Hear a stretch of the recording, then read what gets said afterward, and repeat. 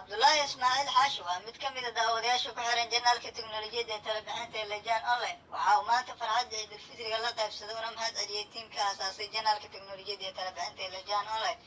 Waxa uu sidoo kale ku bogaadiyay dadaalkooda inay sii labanlaabaan, isla markaasina waxa uu sheegay inay bulshada Soomaalidu hayaan shaqo aad u muhiim ah.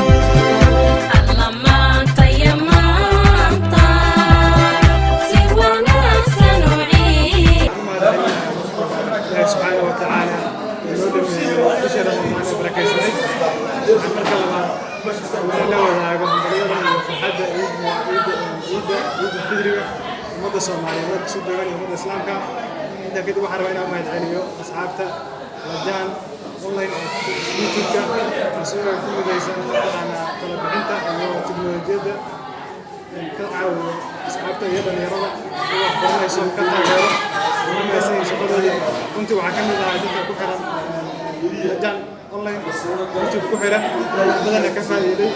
وكل رجال يعني شغله يسوي ولا أصحابته وكل ما يسوي